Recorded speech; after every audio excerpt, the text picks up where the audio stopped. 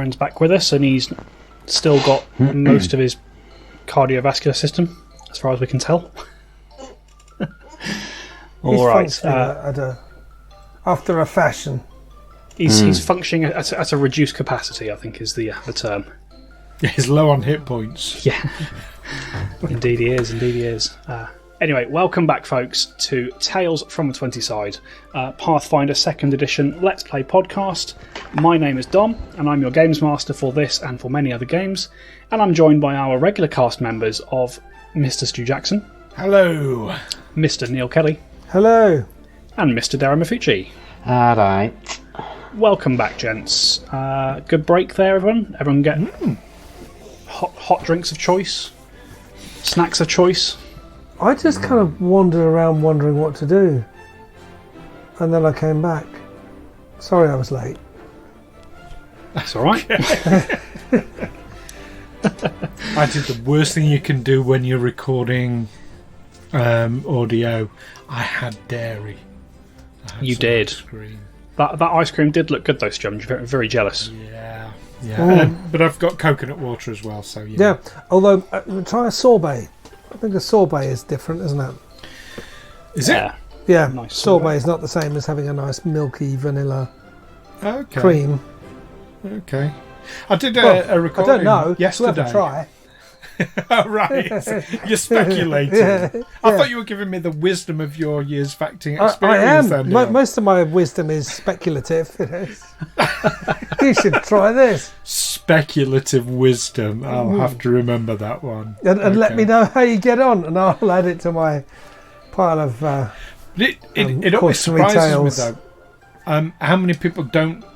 So within the industry, don't always know what you should and shouldn't do. I did a radio play recording yesterday for a thing I'm in, and I happened to mention, of course, I haven't had any alcohol or coffee for 24 hours, and why? Because I'm recording a fucking radio play. Duh. It's like, and then, slowly someone moved a wine glass out of a shot on the Zoom. Okay. No, ruins your voice. Need to keep your voice. Especially, I was doing really hard on I was doing a very gravelly voice like this, you see. Really, deep down low. I did this video. I did this video project in Italy, and every now and then they'd say to me, "Oh, do you fancy a coffee?" And I'd say, "Yeah, please." And so they'd give me a coffee. It was in a cup about the size of a shot glass, and it would be less than half full, and it'd just be like a shot of espresso. And I'm thinking, well, actually, can I have something more substantial? Can I have a cappuccino or something like that? And he just looked at me in horror and said, "That's a children's drink." Caffeine, mate. You shouldn't be having caffeine when you're working. Oh, I have caffeine all the time, mate. That's how Neil keeps himself going. I don't know what it's like to not have caffeine. I'll tell you this for nothing, Neil. The world is very slow when you don't have caffeine. Is it worth a go? Is it worth... I don't know. Maybe I'll give it a try. I tried caffeine-free drinks before, and it just gave me a headache. But I'm not sure if that was that was me suffering caffeine withdrawal symptoms, or that there's something else in there that gave me a headache. Yeah, I think it's likely to be the former, Neil. If you drink as much as you say you do. I fail to see the point in caffeine-free coffee, like decaffeinated. What is the point? Yeah. It's like just have a different drink. Have water. Yeah. I saw alcohol-free gin the other day. Yeah. Why? I don't understand that stuff. Yeah, why? What's the point? What's the point? No, have tonic. If you're of the persuasion where you don't want to drink alcohol, that's fine. But I don't understand the point of alcohol-free beers, alcohol-free spirits, caffeine-free coffee. I just don't understand it. Personally, for me, every time I've had those kind of alternatives, they just taste like very pale imitations. Yes. Yeah. I always would rather drink something else entirely, something that's meant to be non-alcoholic or non-caffeinated. Yeah, always found with non-alcoholic beer that you can't drink very much of it, and it has this aftertaste. And I've never found a good one. I mean, I am like a chocoholic, except with alcohol. So an alcoholic. There's a name for that. You heard it here first, folks.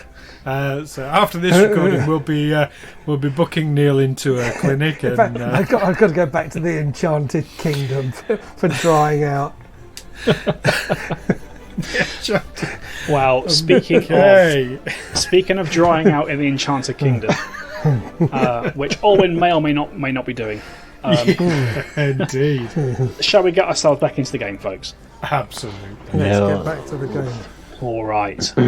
So our adventurers, Alwyn Templeton, Brother Amos, and Otto von Niederschläger, following their victory at the Pale Tower over the Witch Radosek, have freed themselves from the clutches of one of the tower's remaining denizens and have left the tower to continue their journey onwards.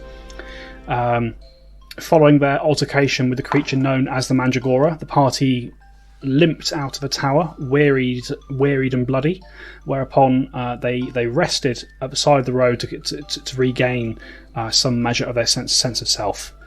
Whilst you were waiting out there, whilst you were resting out there, you became aware of a figure approaching you from the direction of the town of Walsby. And after a tense few seconds where you were sat very much on edge, it was revealed that this individual was your concerned friend Nadya Petska, who you had gone into the tower to rescue originally, and was eagerly awaiting you back at her home, so that you could all continue your journey onwards together. Nadya escorted you back to her home, and sort of putting you in a place of relative comfort, she left to go and run some errands and buy a few things ahead of the long journey you had ahead of you. And we bring ourselves back in. A small period of time has passed in Nadya's house. Her caretaker Kashka has been taking care of you in between helping the boys. In between helping Nadya's boys, Orm and Mioli, pack up their things. And it's maybe an hour or so later when the door to Nadya's hut opens and you see her stepping inside with what looks to be a large sack slung over her shoulder. And that's where we bring ourselves back in. And Nadya sort of looks up at the three of you and says, all right, seems the three of yous are looking a little more chipper now. Come on, I got some things for you. Yes, lovely nap, but keep the noise levels down. Sorry, it's my headache. She looks over you and stifles a chuckle, Alwyn, and sort of says, "Oh, I'm sorry, Alwyn. I better make sure I don't drop this too hard." And as she drops the sack on the floor, you hear a loud metallic clinking noise. And she chuckles. She chuckles and she begins to turn out the sack. And contained inside this sack, you can see looks to be numerous pieces of sort of hide and fur clothing that she seems to have acquired in sizes suitable for all of you. Nadya has managed to acquire 3 sets of cold weather clothing. That's lovely, thank you. How much do we owe you? Oh, me? Well, you've done me quite a few favours already, so I'll cover some of the cost of this. That was my thinking exactly. Wow. Okay. Do you know what? I'm only joking. Of course, I'll give you some money. Do you know what? We'll call it 6 silver pieces for all 3 sets. Do you know what? Don't think I've got that in check. Here, have this instead. What have you got? No. I think Nadya should have this, and Alwyn will get the diamond out of the bag of holding to give to her. You sure, Alwyn? That's a fine gem you're giving me. Just fine gem for a fine gem. You've looked after us wonderfully, and it's a token of our appreciation, isn't it, chaps? So I'm going to whisper to Alwyn, is this negotiable currency? Can she spend it? Can she change it? I don't know. Is it cursed? No. Are you sure?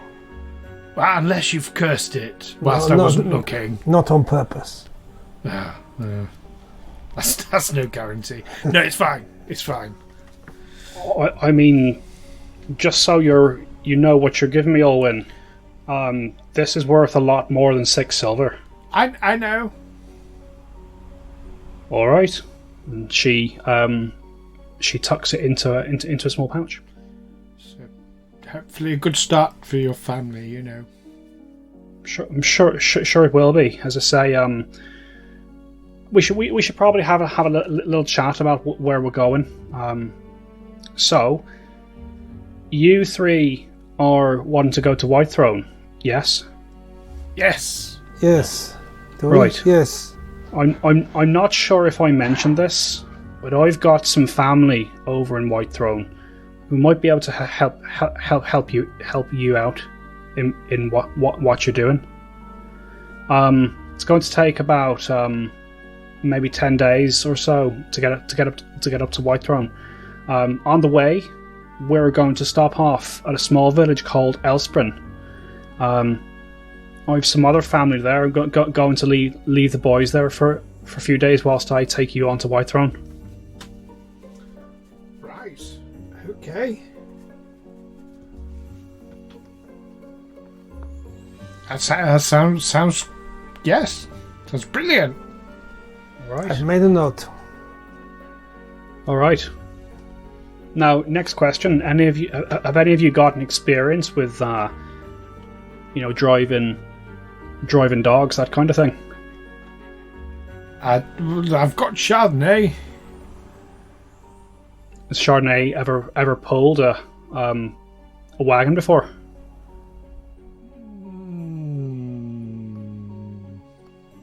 Oh, now I'm trying to remember. Was there a thing where Chardonnay was with a team of dogs at one point? There was a moment when you first entered Irison where you attached Chardonnay onto a team of dogs to help Nadya move her sleds. That's right. But it was a very, very brief period. I will remind Nadya of that. All right, that's good. But what I was asking is have you 3 had any experience actually driving a sled before?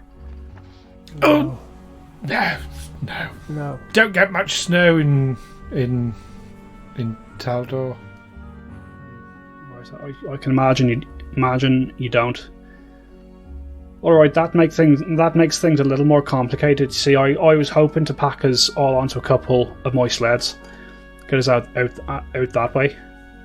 As it happens, if none of yous have driven before, it might be better if we all go on foot. We can give it a try. I mean, we're pretty well. Some of us are pretty well. One of us is pretty smart, so you know. And I'm still waiting to find out which one that is. Well, if it isn't obvious, so am I. Me too. But I think he's talking about the dog. Nadya does. She does laugh when you say that. We can give it a try. All right. I mean, if you want to give it a go, I shan't say no. How hard can it be? If you find you can take to it, that'll make it a lot easier. But I'll tell you what, we'll see in the morning, shall we?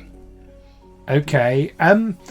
Just a quick question. I didn't really think about asking it last night because, just because. Yes. So back here in Walsby, I mean, now there's sort of not much of a police force sort of left. Is that causing problems? I'm worried about leaving problems in our wake. Well, isn't that what we do? It's better if we don't. Yes, but we don't want to get the blame for it. I mean, Otto, I think it's a bit late for that. You literally butchered half the Tower Guard in the White Weasel. I know. I'm the first to admit it. But you're not. All right. No, I'm not. I'm the first to deny it. To answer your question, Owen, it's nice that you're concerned. These folk here will be fine. I'm sure once Najena returns, reclaims the tower, as it were, she'll bring more Tower Guard in. Till then, the folk here, they'll look after themselves, just like they've always done. Yes. See that? Yes. See the whole Najena coming back thing, bring more guys. Yes. That sounds like oppression. I mean, welcome to Irison, Owen. That's just the way it is here. The White Witches rule the land. We don't get much of a say. I suppose if we complete our mission, that will help solve everything. Either that or make it worse. Who knows? Yes, that's always a possibility, isn't it? Yes. Things do have a way of backfiring. When do we ever make things worse? Oh yes, hang on. I know this one. Right, well, is there anything you three need to do before we head off? I'd really recommend staying here unless you absolutely have to go out. I don't think the town will be too happy to see you. No, I think we keep our heads down. That's all right. What do you chaps think? Yeah, let's let's stay out of trouble for a little bit, at least. At least until trouble finds us. All right. Well, I've just got to go through, make sure that Orm and Mioli haven't forgotten to pack anything that they're going to need. Then after that, I think we can have a little celebration. What do you say? Yes, a little one. Okay. Always happy to have a celebration. Chin chin. I can see that. I'll get the olives. All right. Well, you three make yourselves comfortable, and we'll be on our way fairly soon. And she goes off and busies herself, sort of with her children. So yeah, really, unless there's anything you guys want to do, we're going to fast forward time a little bit here. Going to ask Hatch if Hatch is coming with us as well. No. So what are you going to do? Hatch, stay here. Who's going to feed you? Kashka. Oh, Kashka's staying as well. Why isn't Kashka coming? Yeah, you sort of ask. You sort of say this, and Kashka sort of turns back from the stove, and she says, "Oh no, Olwen. I know I'm spry for my age, but believe you me, it's going gallivanting about the land is it's not something for folk as old as I." Nadya's saying. Nadya said she's leaving the house to me, and that means Hatch as well. Right. Fair enough. Okay. At a discreet moment, Actually, Alwyn's going to do this and try and keep it discreet from the other two, for what it's worth. He's going to try and slip Kashka a sapphire from the bag of holding, and say this few and hatch to, keep yourselves safe and warm and well fed. Okay. As you go to do this, Olwyn, she sort of takes it in her hand, and she says, "Boy, that's a pretty gem, Olwyn." Yeah, yes, that's right. But I wouldn't feel right taking this. It's that colour. It's, and she sort of lowers her voice to meet yours, Olwyn. The colour of this gem it's so similar to the colour of Thor's eyes. I don't think I could bear to have it around. You keep it. Right, okay. Put it away. We were thinking you might just sell it rather than keep it around. Oh, you're not aware of it. I'm doing it behind your back. Unless I'll tell you what, Otto can give me a perception roll. Perception. D20? D20 plus perception. 17. You're not aware that this is going on.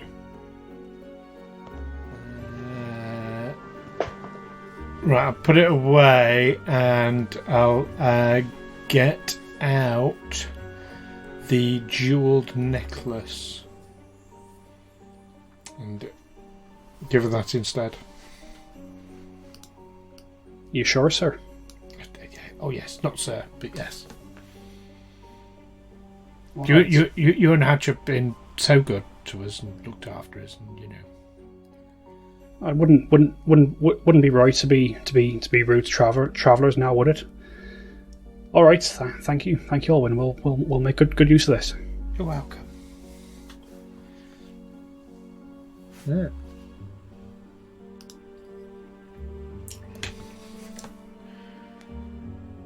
Anything else you want to do, Olwyn, or is that everything? Nope, that's it. That was it. Okay. Is there anything else that anybody wants to do whilst you're in Nadya's home? Nope. Okay, Otto? I would like to get a little bit better, but I don't know how I can manage that in a short time. So basically, at this point, we're going to skip forward essentially until the next day. So there is a chance to run additional rounds of healing. There is a chance to recover with sleep and all that sort of thing. I think, given the time that it is, and that you're not planning to go anywhere, it's safe to say that you can all devote enough time and energy to get yourselves back up to top condition. Good. I feel better already. Okay. So after about an hour of working with the boys, Nadya sort of comes out. Sort of says, right, that's us all set. Come on, let's. You've done some real good down here. Let's have a drink. And she moves behind the kitchen area, and she produces what looks to be a sort of clear bottle containing a clear liquid, and she sort of pours out 5 small measures of this spirit, one for herself and Kashka as well, and she invites you all to a toast. It's not water, is it? Because you know what fish do in that, don't you? I know very well what fish do in water, Owen, don't you worry. Come on, have a drink with us. Cheers! And Cheers. you tap these little vessels together, and you take this spirit. Those of you who drank in the White Weasel Tavern will recognise this taste. This is a very sweet liquid that, to start off with, doesn't really taste all that much of alcohol. It's not really until you swallow it that it hits you in the back of the throat. You recognise this as Winter Yew moonshine. always got a bit of a kick. We're going to go blind, I know. As it's good stuff. This really easy to make too. All you need is the bark from the winter yew tree and a means of fermenting it. Do you know, that sounds really interesting, but I don't know how wise it is to teach me how to make spirits.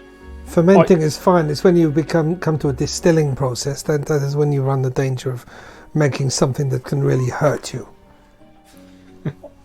I mean, Alwyn, I think it's fair to say you don't need to worry about making booze. No, I got my hand little stein. All right.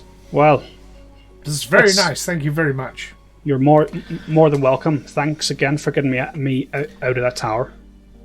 Oh, you're more than welcome. Right, and as the pleasantries sort of are exchanged here, you do all find yourselves having a very relaxing evening. You all share some food. Perhaps you swap some stories about the things you fought in the tower. And before too long, you all find yourselves getting fairly sleepy, and knowing that you've all got a long day and the first part of a long journey ahead of you, you find yourselves to rest. And unless anybody tells me otherwise, the three of you all wake up in the morning, perhaps with varying degrees of sore heads. You are refreshed. You are fully recovered. So Chardonnay would now have recovered the wounded condition. Otto has recovered the drain condition, and your hit point max is back to 46. Was it 46? It was 46, but because you were drained, it was reduced. Right, I had a max of 42. And yeah, the only things. So, Brother Amos, your two conditions, the clumsy and the enfeebled, still remain. You still feel your bones creaking a little bit as you awaken the next day. Okay. But the three of you awaken the next day. Nadya is already up and ready, and seems to have set outside. There are two dog sleds, which each have a team of dogs attached to them. She's just finishing loading up the last of her things and the boys' things on the back of these carts. And she sort of looks at the three of you and says, "All right, good morning. Ready to get straight on with it, I see." "Oh yes, ready and raring." All right. Well, apart from the old man here, it's a bit achy. There we go. Right. Well, we've got these we got these sleds here. It's probably the best way for us to travel. If I could ask one of you to man one of them, there's room for three people on a sled. I'll man one. All right. I will supervise. Say I'll take the second, but as you can see, I've only got one pair of hands. Now that is what my mother always used to say to me. Right. Well, if there's anything else you need to do in Walsby, this is your last chance. When you say there's only room for three, do you mean three and a wolf, or? No, I mean, it might be a little bit cozy, but you could get Chardonnay up in with you. Okay, or perhaps Chardonnay could ride with you. I think the boys would love that. Yes, be your fist protector. Okay, all right. Well, I'm just going to go and say a goodbye to Kashka, and then we'll be on our way. So get yourselves comfortable. Hunker down. So which of you was offering to drive the second sled? That was me. Brother Amos, okay. So a couple of minutes pass. You see Kashka makes her way out of the hut, and you can just see the eyes of Hatch sort of poking out from behind the doorframe as well. You see Kashka. Nadya gives Kashka a big hug and sort of seems to be saying quite an emotional farewell. And she sort of turns towards Hatch in the doorframe, lifts up an arm, and you watch as the house spirit sort of crawls from the doorframe onto her arm, sort of up to her neck. And for as grumpy as this creature has been the whole time you've known it, it embraces Nadya in what looks to be quite a warm embrace. But after a moment, the two separate. Hatch makes his way back inside the house, and Nadya turns and walks towards the sleds. Sweet, I liked Hatch. Oh, he's had a traumatic time. Thought about seeing if he wanted to come with us, but I don't think he'd like the travelling. He's moved around enough already, and Kashka's kind to him, so it makes no sense to uproot him no more. No, indeed. I'm sure they'll be all right.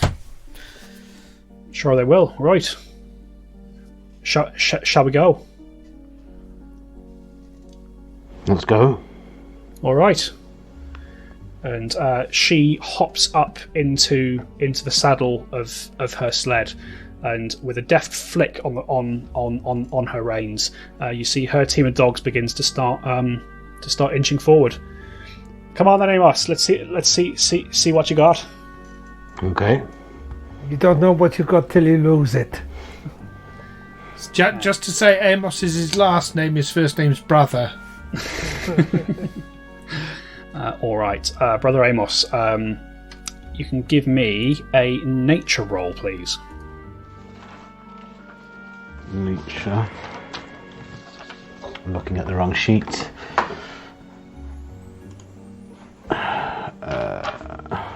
Where is...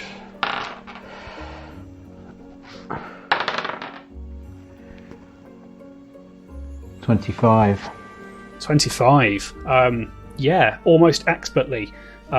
You listen. You hear Nadia's words, and she's kind of jesting as she says it. There's half a smile on her face, but no sooner has her train begun to pick up, you execute an almost match perfect flick of your wrist with your reins. There's a crack as the leather resounds across the track, and your team of dogs also begin to pick up a good pace, and you have them to start with moving a little bit faster, and very quickly you're riding alongside Nadya, and as the dogs start to pull ahead a little further, you rein them back in so that they are walking perfectly in step with Nadia's group. And Brother Amos will have a surprised look on his face that slowly turns to a slightly cocky, arrogant look. And Nadya sort of looks over and sort of says, "All right, colour me impressed. I thought I'd have to be fishing you out of that snowdrift." Well, then you won't have to. Indeed. All right, come on, let's get moving. I'll take the lead. Onward. Lead! Is that because they're dogs? Lead. No, sorry. I'll shut up now. Yes, that is why. That is why. All right. So your little caravan begins to pick up a pace, and you sort of, as Nadya sort of begins to pick up pace on her own wagon, she sort of looks back at the three of you and says, "All right, this is the part where you're probably going to want to cover your faces. The wind can get quite painful once we start going." Yeah, wrap the cloak around my face. I will wrap myself in the warm cloak of the Yeti. Yeah, you do so. You sort of watch as where Nadya is wearing this furry Ushanka over her vibrant red hair. There's a long section of it that sort of hangs loose down to one side, and as she says this, she reaches down with one hand and buckles it up, sort of effectively covering her nose and her mouth with a flap of this thick fur. And she begins to lead you through the wilds of Irison. You begin following the road in a roughly northerly direction. It takes after about an hour, you find yourself coming back up to the mountain pass where you had got up to the Pale Tower. And shortly thereafter, you find yourself passing the Pale Tower on your left-hand side. You reach the point where you had originally broken off the path and gone into the tower, and now you find yourselves gliding past it. And as you glide past the tower, you sort of look out at the land ahead of you, and over this rise, you find yourselves looking over just rolling snowy plains. The sky is a thick grey with clouds, and you can see that here and there amongst the white snow that covers the ground, you can see small patches of dense pine trees bursting out to reach for the sky above. And you continue along this road for a few hours, sort of twisting this way and that. And after about the third hour of travel, with Walsby and the Pale Tower now a long distant memory, Brother Amos, give me a perception roll.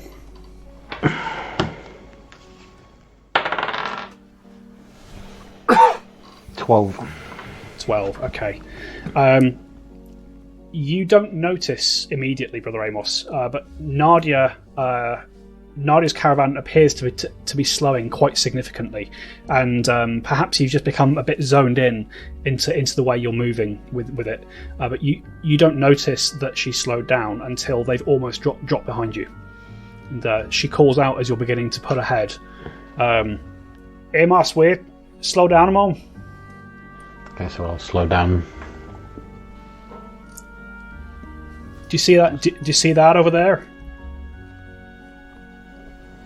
She points up the road ahead of you, and you can see in the sky what looks to be a break in the clouds. There's sort of a shaft of sunlight reaching down from actually what looks to be quite a sizable area of blue sky.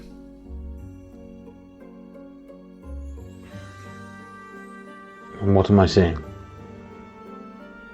Looks like we're approaching a pocket of summer. Nice to have a bit of nice weather. It will be. It's going to make it a little bit tough going once we get to the edge of it. You know, the snow's going to run out. I've got some logs in the sleds themselves, but we'll need to pull them along. Can we go round it? I mean, we could. These things, they normally stretch a good 3 miles. We'd be going round it a long way. Whatever you think's best. What do you think, Brother Amos? You're driving.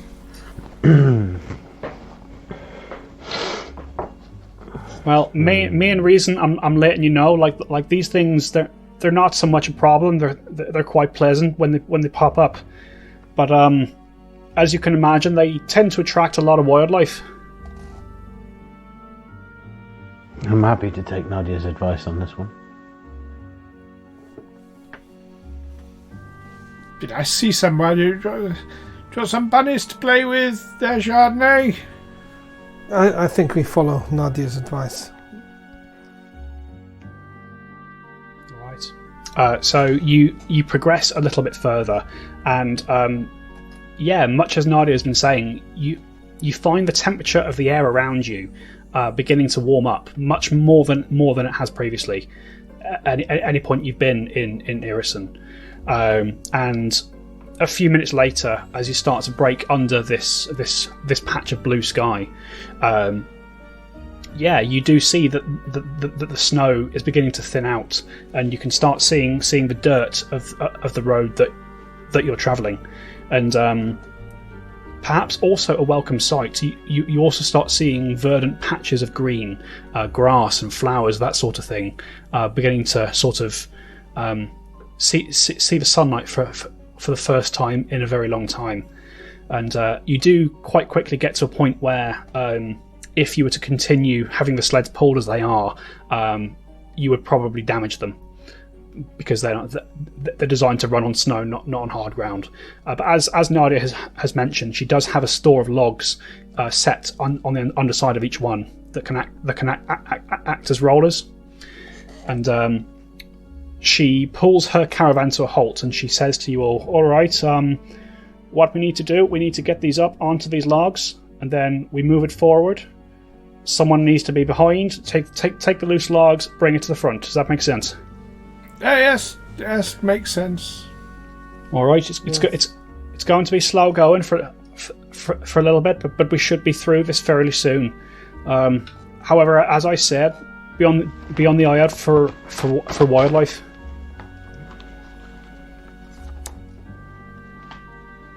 Okay. So Amos will, move logs. Easy enough. Alwyn will grab a log. No, Chardonnay, let go of it. It's not a stick. I'm not going to throw it for you. That's probably for the best, because these are big, chunky logs. Like, they're definitely not, one person can probably just about move one, but it is you're moving one at a time. They're quite large and quite weighty. But between all of you, you do start sort of laying down this little portage for the sled to run on. And you begin to progress into this strange, out of place pocket of summer. And as you sort of begin moving through it, you do hear things like birds singing. You hear an insect or two buzzing around.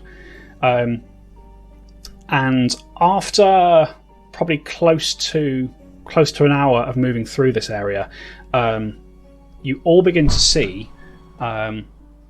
You're beginning to go through an area where there's a large dense pine forest on your left-hand side, and a rocky, almost cliff-like plateau that rises up above your right. And the road sort of bends between these two natural features. And you all start to see that stood in the centre of the road, just munching away on a bush, is a gigantic elk. You see antlers that curl at least 10 feet across, and as you get closer you see that this animal is immense in size. Right now you're still quite a way away from it, but you would estimate that at the shoulder it's at least 6 feet tall,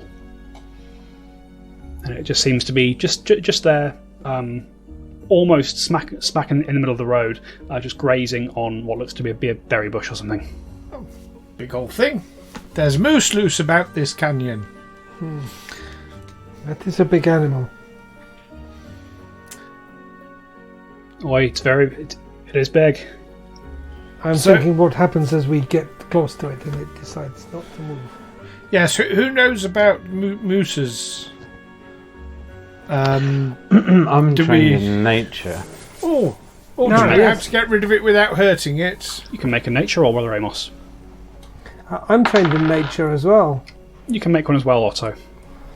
Nature roll. I've got an 18. 18? 24. 24, okay. So, Otto, you will know that this animal, it's something you've heard of. You've never seen an elk of this size, but you are aware that there are certain species of megafauna that live in the far north, which is where you are, particularly in some of the more western lands. But sometimes they make their way across to this part of the world as well. This is known as a megalosaurus. With your nature roll, Otto, you know that it's also known as a great elk or a king stag. Often weighs upwards of 1,000 pounds, and that's 1,000 pounds of almost sheer muscle. These are very strong, very powerful creatures. They're known to be quite territorial, and whilst they're herbivores and don't act kind of as predators, you know that they can get quite aggressive if they're approached improperly. Do I know how to approach one properly? I've never seen one before. You don't know how to approach it in a way that might avoid arousing its ire. You think perhaps the best thing to do is to wait for it to move on. That was my thinking as well. Yes. I don't think we should mess with this giant elk. I think you might be right. A king stag, and it will move on eventually. But if we try and encroach on it, if we invade its personal space, it may respond negatively. Oh, we don't want that, because it's a majestic creature. It's lovely. It is lovely. It can hurt us, and we don't want to have to hurt it to stop it hurting us. Well, no, absolutely. So we're setting up a temporary sort of camp thingy then. Should we do it just inside the trees? Why don't we? Yes. As you begin to pull yourselves off the road into the trees, can I have perception rolls from everybody, please? 12. 23. 15. Okay. So we had, what was it, 12 for Alwyn? Yeah. 23 for Brother Amos? Yeah. And Otto was... 15. 15, okay. Alright, so... Brother Amos, you see this. As the three of you are beginning to pull the carts off the road and perhaps wait for this creature to move on. Brother Amos, out of the trees, sort of nearest the elk, you see an object come flying out of the tree. Accompanied by the object is an odd hissing sound. And this object lands with a thud at the elk's feet. The elk turns to look at it with curiosity, and then this hissing sound stops to be replaced by a loud explosion. The elk sort of roars in pain, and you hear from the trees. You hear a mighty battle cry of what sounds to be lots of small creatures. Yeah! And charging out of the trees, you see what looks to be a warband of goblins rushing straight towards the elk. Brother Amos just drops his head and whispers to himself, "Shit." How far away from this are we from this action? Right now, you guys are probably about 100 feet away. We are currently in initiative. Brother Amos, if you want to do anything, you're up next. You're up next.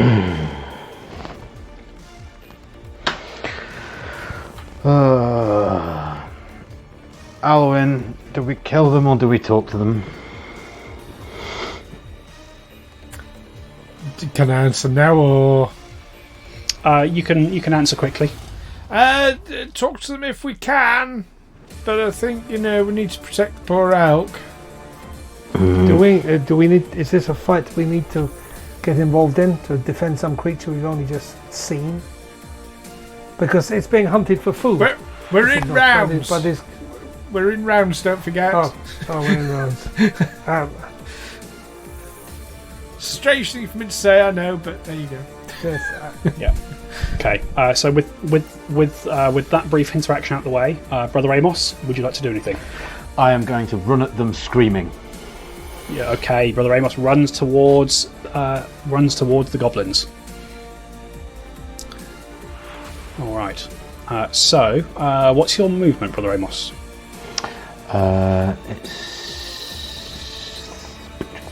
It's 35 feet. 35 feet. Okay. So, with 2 of your actions, you can sort of get yourself within range. Well, within a closer range of these goblins. Do you want to use the rest of your movement to move right up to it, or do you want to do something else, or do you want to wait for your companions? Or I'm gonna. Now I've run at them screaming. I'm just gonna stop and see what they do. All right. Okay. So, end of your turn, Brother Amos. 3 of these goblins do seem to see you, and as this whole mass is charging towards this elk, you hear 3 of them sort of shouting, "Longshanks, Longshanks!" And they break away and they start rushing towards you with blades in hand. Just pop you guys onto a map quickly so you can see what's going on.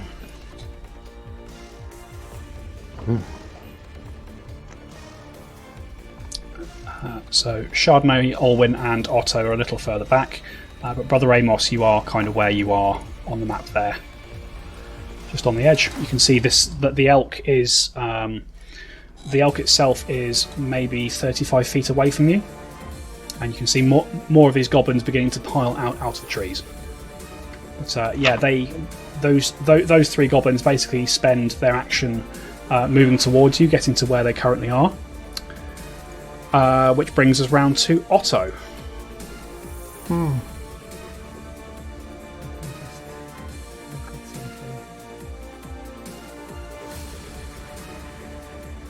I think I will.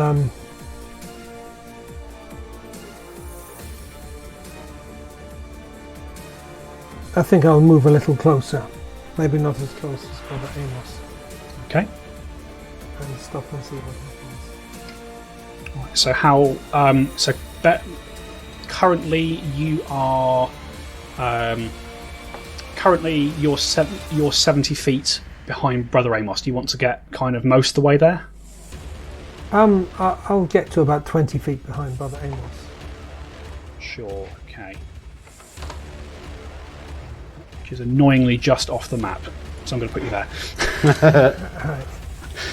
And what's your movement, Otto? Is it 20? Let me just check. Yes, 20. 20. Okay. So that will be all 3 of your actions to get to that position there. Right. End of your turn, Otto. You see 3 more of these goblins piling out of the trees, rushing straight towards the elk itself. And you see that they sort of dive in with these wicked, crude-looking weapons, just striking and slashing at it as it roars in pain. We're round to Olwyn. First action, Alwyn will command Chardonnay, defend the elk. That's the moose beastie thing. So Chardonnay will use full speed, both actions, to move 70 feet closer. Okay. So Chardonnay will end up kind of roughly in line with Brother Amos. Okay. And Alwyn will draw his longbow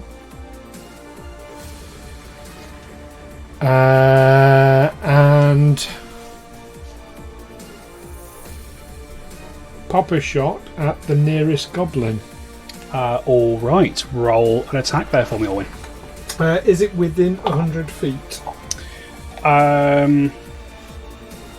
It's 100 feet range. Yeah, it's just within 100 feet.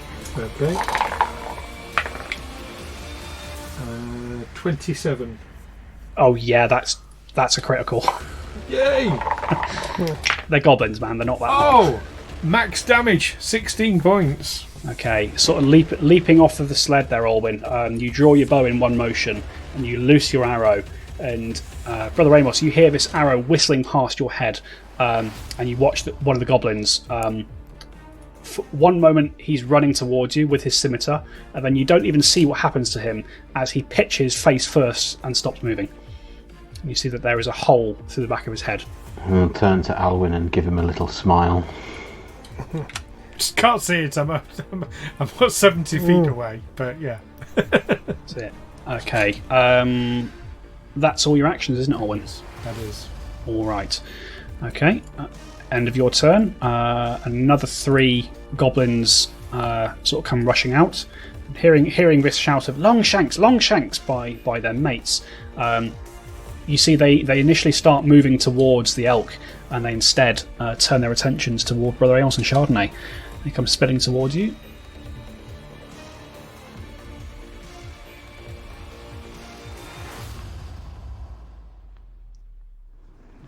And using 2 actions of movement, they can just about get up in your faces there.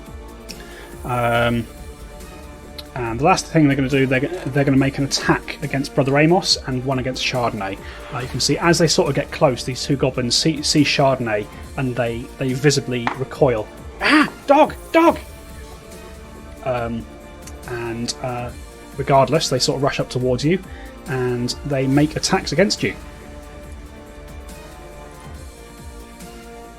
I didn't have my stat block ready, bear with me. They've got to bear with them.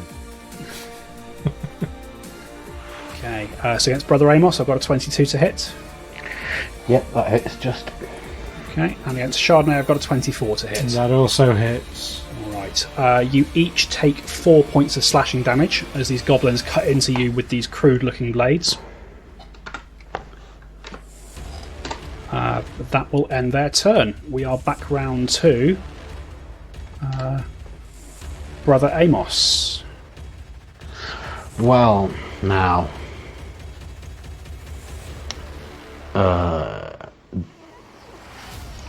I'm going to have a swipe at the one right next to me, the one in front of Chardonnay. Sure thing. Roll an attack. Above Chardonnay. I'm.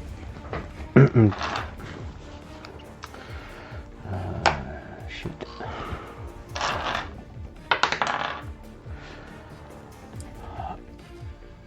12. 21. 21 is a hit. Roll damage.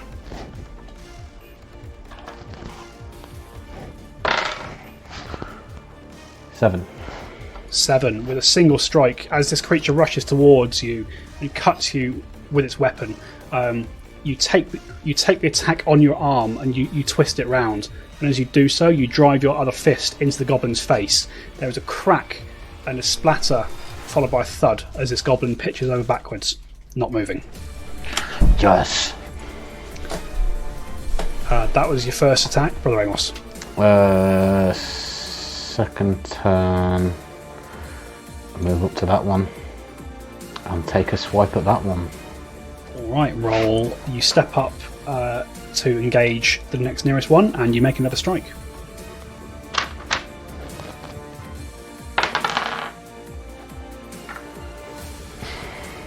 Same again. Same again. Oh no, minus 4. Minus 4. That still brings you to 17. 17 still a hit. Roll damage.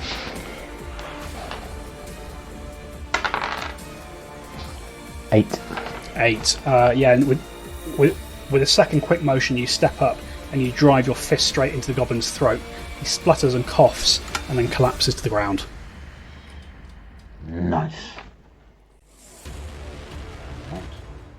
End of your turn, Brother Amos. You start off with you see the elk sort of roar and stamp its hooves. It swings these antlers in a wide arc, and you watch as 2 of the goblins assailing it are just knocked absolutely flying through the air and sort of stop moving. You also notice up on the rocky rise above, you see 3 more goblins appearing, and they all plink off arrows at this giant elk. And as they finish doing so, you hear a snarl as 2 vaguely wolf-like creatures sort of leap down from the rocks and begin harrying the elk. Okay. Last thing that happens there, Brother Amos, is you sort of see in the trees there's a goblin where most of these goblins all have sort of vibrant green skin. There is one that is notable because the skin is black, almost as if it's been burned quite extensively. And you look up and there's a bit of a mad glint in its eyes, and you can see that it's holding a torch in one hand. It reaches to a strip of leather at its side, pulls out a stick-like object, strikes it against his chest. You see a flame begin to burn, followed by a hissing sound, and it throws this towards you. This hissing stick, whatever it is, lands kind of just at your feet, Brother Amos, and you kind of see this little flame burning down a wick of sorts. And then, as soon as it lands, the wick disappears inside the tube, and there is another explosion. I need you to give me a dexterity saving throw, please, Brother Amos. And Chardonnay as well. Dexterity. Right, it's not a reflex save then. Reflex, that's what I meant, sorry. I just rolled a natural 1. Okay. Oh dear. 21 for Chardonnay. I've already used my hero point, so I can't use it again. Alright, so Chardonnay sort of sees this going and is able to sort of just duck out the way of the worst of it. Chardonnay takes 6 points of fire damage as this thing explodes. Brother Amos, this thing mesmerises you as it plops down on the ground, and you're just there wondering, oh, I wonder what that is. When it explodes in your face, you take 22 points of fire damage. Jesus. That mention of a hero point was a subtle hint, by the way. Yeah, no, I got that. A bit too late.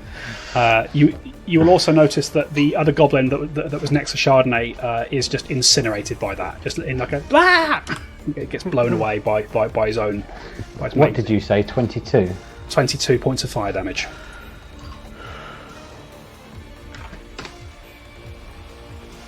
Damn. Had a really good damage roll. Ouch. That's going to end its turn. Otto, we're round to you. I never wanted to get involved in this fight. Do we have the option to just walk away still? Yes. Always. There's always that option. How far away am I from anything that's going on? So you are 20 feet away from Brother Amos. The nearest goblin is 40 feet away. There are, as mentioned, there's now one goblin and some wolf-like creatures that are harrying the elk, and there are also 3 goblins on the cliff who are sort of loosing arrows down. In terms of distances, they are all within the range of produce flame, apart from the archers on the cliff. If that's what you were looking to do. Well, why change the habit of a lifetime? Yes, I will produce flame. Right. And there's a group of them by the elk, are there? Yes, there's one. You can see that there's one goblin and 2 of these sort of vaguely wolf-like creatures. They're quite large.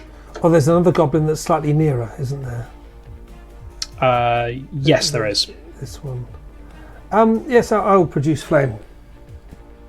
All right, roll a spell attack for me, Otto.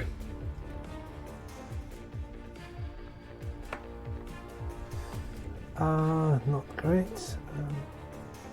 10 plus.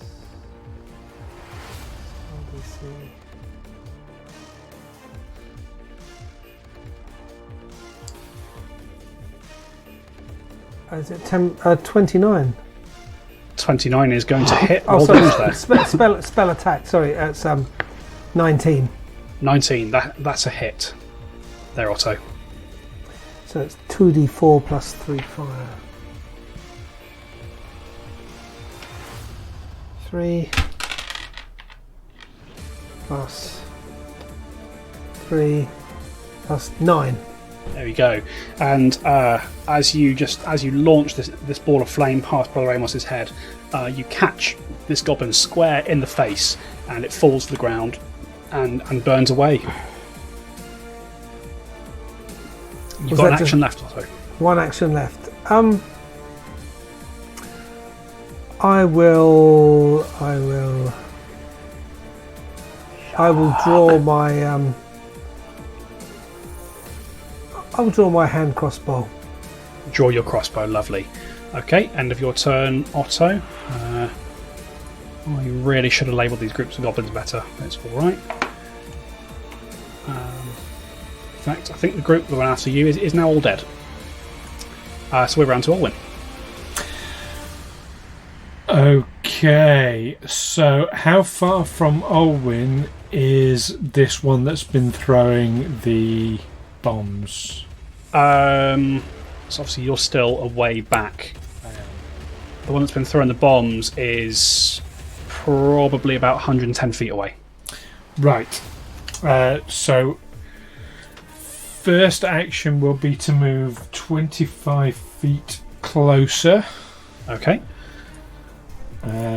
Second action will be to fire an arrow at the bomber.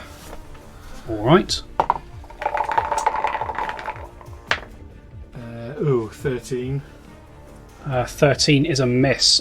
There's quite a lot of foliage between you and the goblin, and your arrow sails wide.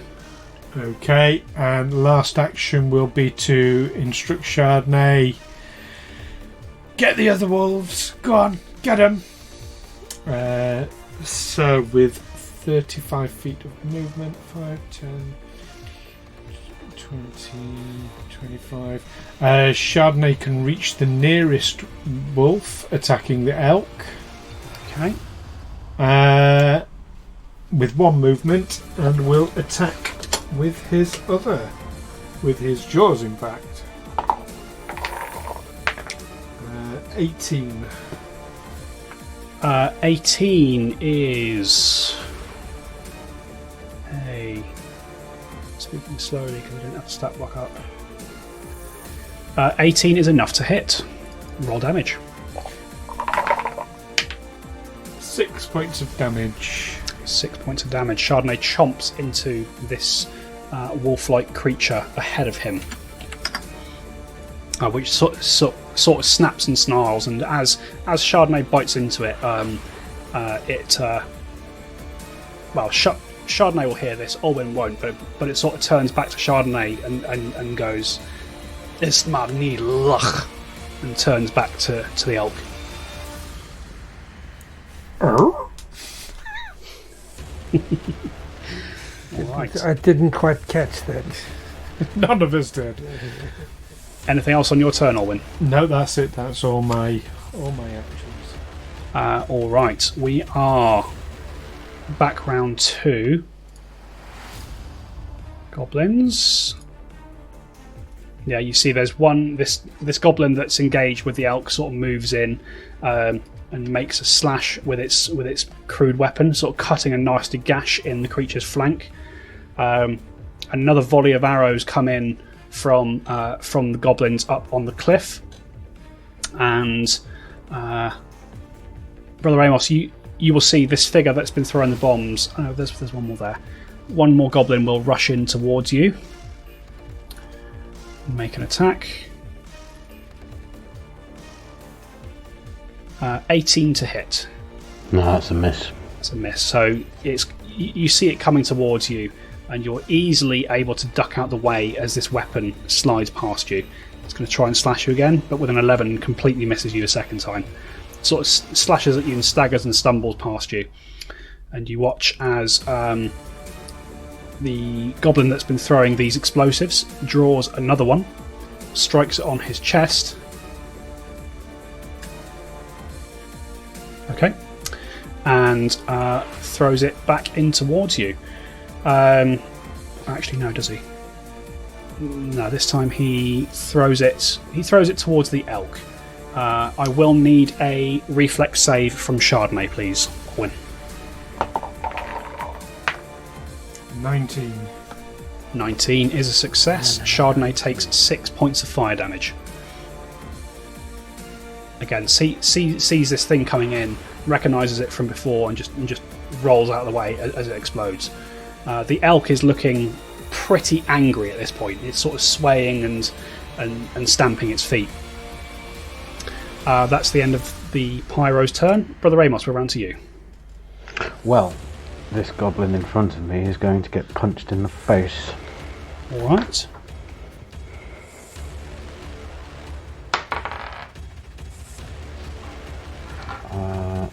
One sec. 21. 21's a hit, roll damage. 5. Or you swing a strike into this goblin's mouth, and you knock a few teeth out, but it doesn't go down. I better have another swing at it then.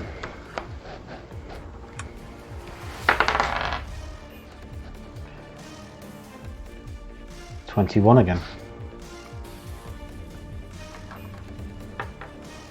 That's with minus gubbins.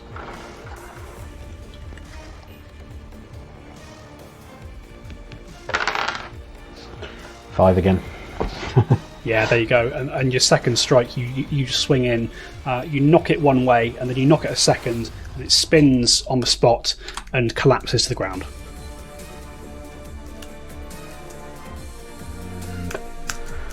I have one more action, don't I? Yes, you do. I'm going to draw my crossbow. You draw your crossbow, okay. You can see that we come back round to the elk, which so the other goblin that was next to it got incinerated by that last explosion. You can see that the wolf creature Chardonnay's fighting is also took a nasty burn there. The elk swings. The elk is going to swing its antlers wildly. And he's going to swing that towards. You see it swing it towards one of these other wolves, catching it full in the midriff and sort of sending it tumbling. Then the elk turns and begins to bolt into the forest. Chardonnay will hear once again from these two wolves, Ismani Loch Anasanhanka. And you see that one of the warg that is currently uninjured begins to chase after the elk, but the one that Chardonnay is engaging sort of almost calls after it, and it stops. And you can see they seem to be arguing about something. Ismani Loch Anasanhanka. And you watch as the one that Chardonnay has been fighting turns its attention into the forest and pelts towards the goblin who's been throwing the bombs. And the other is going to run towards the goblins that are on the plateau and begins climbing its way back onto the cliff. And that is where we're going to end it for tonight, folks. Mid-combat? What are you doing ending it mid-combat, Don? I love ending it mid-combat. What can I say? It's my favourite place to end the episode.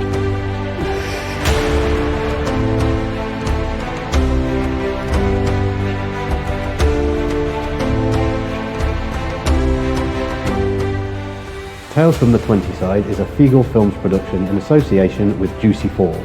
Music by Nazar Ryback from hooksounds.com. Editing by Stu Jackson. Find us on Facebook, Twitter and Instagram by searching Tales from the 20 Side or by visiting talesfromthe20side.com.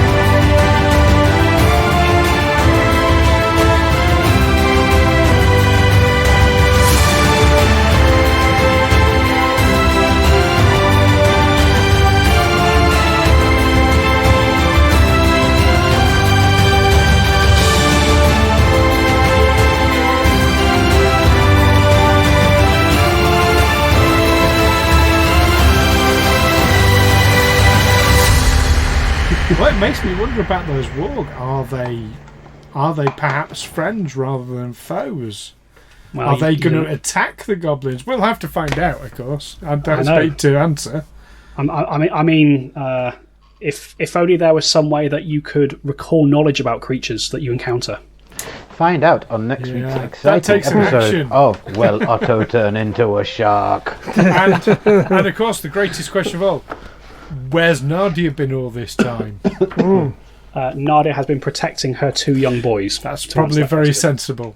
Then my next move will be to get the boys into the fight. I will arm them and send them in. Yeah, good luck with that. Yeah. Fantastic.